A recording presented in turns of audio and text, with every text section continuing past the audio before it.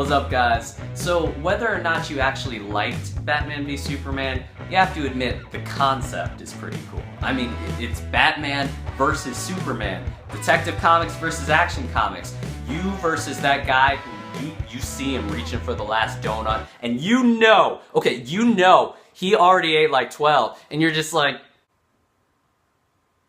hashtag not bitter. Obviously, DC has wanted to make this movie for a long time. Maybe longer than you might think. Here are the top 5 times DC could have made a Batman and Superman movie, and ultimately didn't. Number 5, Batman versus Superman. Not to be confused with Batman v Superman. No, this one had the long abbreviation for versus. That's how you knew they were serious. Yeah, so around 2002, Warner Bros. Solidified the central key filmmakers it was going to choose for the movie, and those guys wasted no time when dropping hints about production. Yeah, the coolest of these little Easter eggs they started dropping appears in the movie I Am Legend. If you look at the abandoned cityscape, you can see this weird looking billboard with this interesting looking logo. It kind of looks familiar. Wait, where have I seen that? Wolfgang Peterson, the guy who did Air Force One, he was signed to direct the movie, and Andrew Kevin Walker was signed to write the movie. And the story allegedly focused on Batman.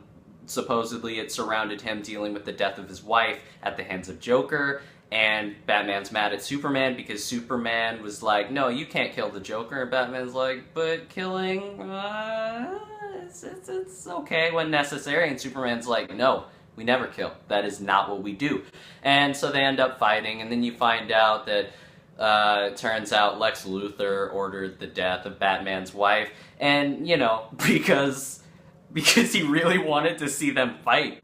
Where have we seen that? There were a lot of factors that halted production on this movie, a major one being the studio had just received a script for a new J.J. Abrams movie called Superman Flyby, and this was going to be a Superman reboot, I believe, not a sequel. And so then Warner Bros. Had to decide, well, do we want to do a Batman versus Superman movie, which could be pretty dark, or a new Superman movie, which will be a little bit more lighthearted? And they wanted to go with something lighthearted because 9/11 had just happened in 2001.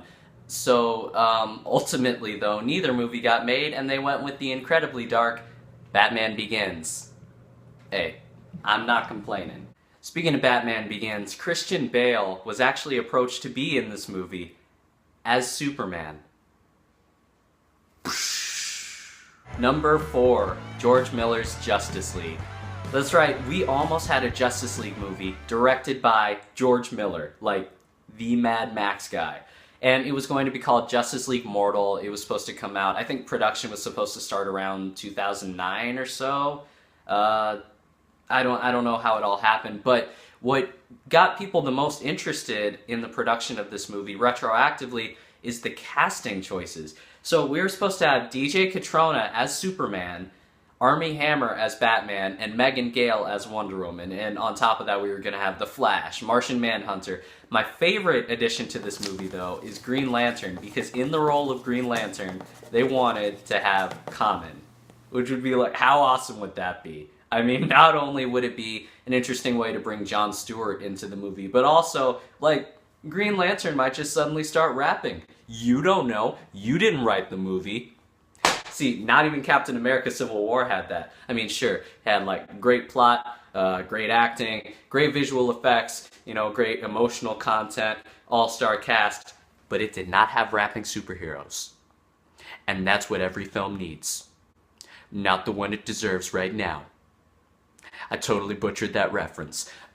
Here's the other really interesting thing about Justice League Mortal. Not only was it supposed to be the dawn of the Justice League, but it was also supposed to have this scene where Maxwell Lord, played by Jay Baruchel, was going to turn Superman evil somehow and turn him against the rest of the Justice League.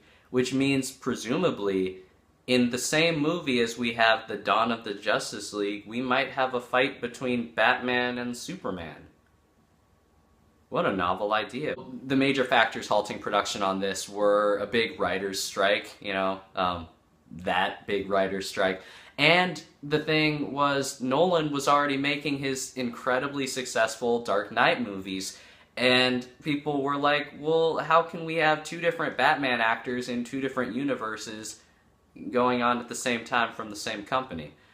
So that happened, and yeah, never got made. Number 3, the 90s. So I'm not sure if a crossover was ever on Joel Schumacher's mind when he was making Batman Forever in 1995 and Batman and Robin in 97, but I mean, you have to give props to the screenwriters because they made sure we knew that Superman does indeed exist in their world. Remember that scene in Batman and Robin when Robin is like, oh man, I want a car, and George Clooney Batman is like, this is why Superman works alone. And sure, it's like a little jokey reference. It doesn't necessarily mean that Superman exists in their world. Until you couple that with the fact that in Batman Forever, they make a small passing reference to the bustling metropolis known as Metropolis.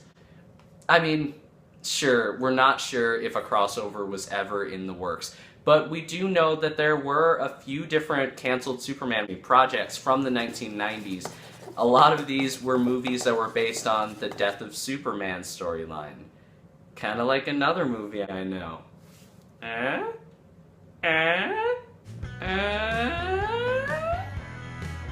Number 2, the Dark Knight Trilogy.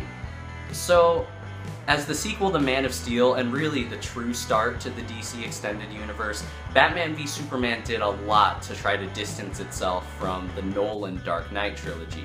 And this included changing the actor for Batman and all the other cast members, changing the costumes, even changing the Wayne Enterprises logo into this Wayne Finances logo for Batman v Superman. And it's this last thing that really makes this interesting, because the big Easter egg that let us know that this would be an extended universe was that Wayne Enterprises satellite in Man of Steel. But if you look closely at the logo on that satellite, no, it's not the Batman v Superman Wayne Finances logo. It's the Dark Knight Trilogy Wayne Enterprises logo. Which, I mean, that's a really easily fixable plot hole because, I mean, in real life, company logos change all the time. It's not that big a deal. But what makes this interesting is the power of that premise. I mean, consider what it would be like if Superman just suddenly stepped into Chris Nolan's already fleshed out and gritty and grounded and war-torn Gotham. And we know fans really wanted it to happen this way, and things got kind of desperate. Like, really desperate.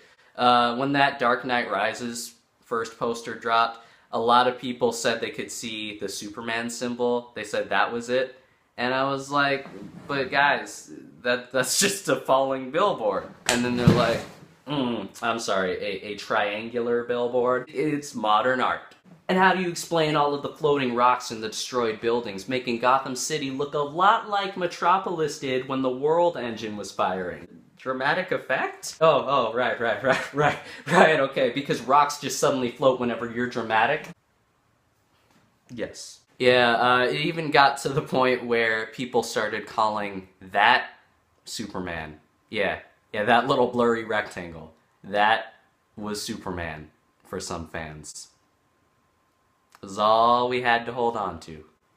Yeah, it was like they decided to make this giant, really detailed Dark Knight Rises poster, and then this producer walks in and he's just like, you know what kids like? Geometric shapes that are blurry. Oh yeah! The coolest of these really speculative Easter eggs has to be one in Man of Steel. If you look closely at Jor-El's armor, a lot of fans say they can see... Wait a minute. And finally, number 1. Man of Steel versus the 1960s Batman TV show. Martha. I've heard that name before. But where? And why would this incapacitated Superman be saying it? Holy flashback, Batman! Isn't Martha your mother's name? Precisely, Robin. Martha. Thank you for watching, and if you liked this, please like and subscribe below. Laters!